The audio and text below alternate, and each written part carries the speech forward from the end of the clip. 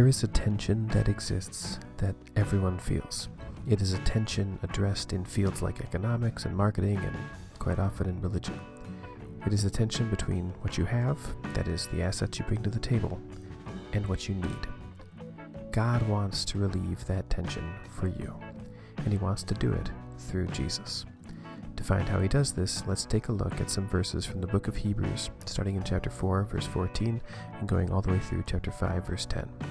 First, see if you can hear that tension as it exists in these opening verses. Therefore, since we have a great high priest who has ascended into heaven, Jesus the Son of God, let us hold firmly to the faith we profess. For we do not have a high priest who is unable to empathize with our weakness, but we have one who has been tempted in every way just as we are, and yet he did not sin. Let us, then, approach God's throne of grace with confidence, so that we may receive mercy and find grace to help us in our time of need. Do you see it?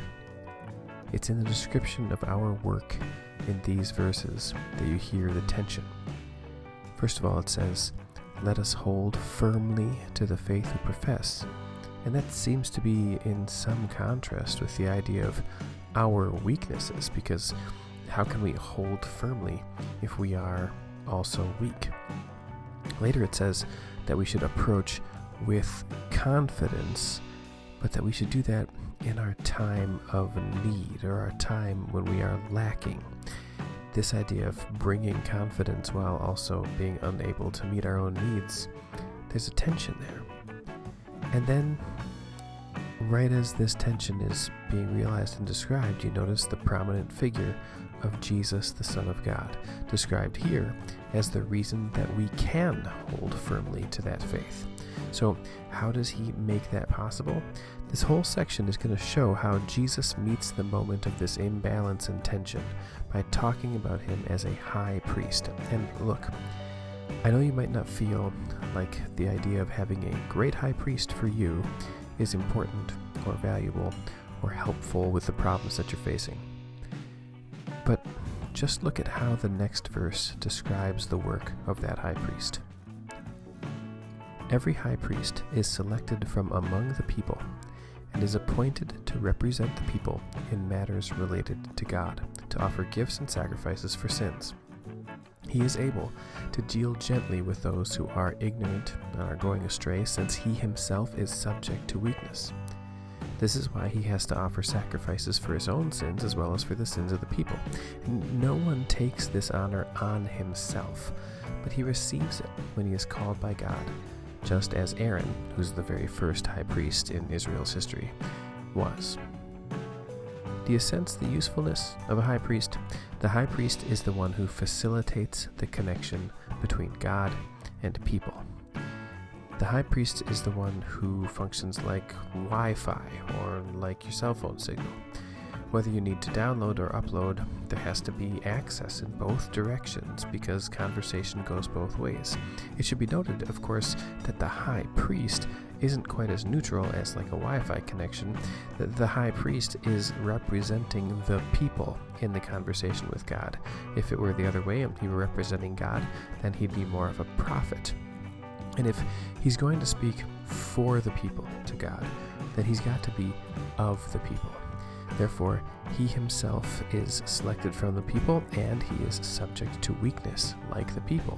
And just as importantly, no high priest is going to come into his position by reaching out and grabbing it for his own, because it's not theirs to take, it's God's to give. So instead, anyone who understands the need for a high priest in their life has to wait, and with only what they have, be patient with God until he gives a priest, whether it's a person or now we have it being Jesus. And make no mistake, Jesus, the great high priest, was appointed by God. We see it in these verses, verse 5 and 6. In the same way, Christ did not take on himself the glory of becoming a high priest, but God said to him, "You are my son. Today I have become your father." And then in another place, "You are a priest forever in the order of Melchizedek." That first quote, "You are my son, today I become your father," is a quote from the second Psalm, Psalm 2, verse 7. But it also kind of gets said at Jesus' baptism. God says, "This is my son with whom I am well pleased." And that's a pretty significant moment for this to happen, because the baptism of Jesus is a submission to God's desire. John the Baptist, actually, who baptized Jesus, didn't want to baptize him. And then Jesus says this amazing thing to convince John to do it. He says, "It is proper for us to do this, to fulfill all righteousness."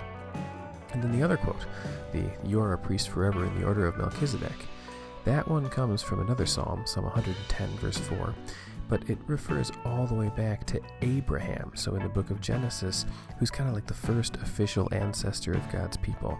And he meets this remarkable priest named Melchizedek, who's also a king, and he's faithful to God, and he's a leader, and he blesses Abraham in a beautiful way. Abraham gives him 10% of everything he's got, and they have this sort of worshipful relationship where Melchizedek speaks between God and Abraham in this one particular episode. Jesus does this for you. What Melchizedek did for Abraham, Jesus does for you, and even more. Verse 7. During the days of Jesus' life on earth, he offered up prayers and petitions with fervent cries and tears to the one who could save him from death, and he was heard because of his reverent submission. How does Jesus handle the tension between what one has and what one needs? He doesn't just intercede for you. He enters into that tension. He cries not just for what you need, but for what he needs. He sheds tears as he implores God for his own needs, because he becomes one who is reverently submitting to God. Jesus, even though he is God, takes a station that is lower than God's for you, so that he can be in between, closer to you than he was before. And so he can disrupt the tension for you by making sure you have someone who is sufficiently asking and providing for all you need. Son though he was, Jesus learned obedience from what he suffered, and once made perfect, he became the source of eternal salvation for all who obey him, and was designated by God to be a high priest in the order of Melchizedek. Because he suffered, he learned obedience. Because he learned obedience, he was made perfect. Because he was made perfect, you have a source for eternal salvation, and you have one who has been designated to facilitate your connection to the God who has and wants to give you everything you need.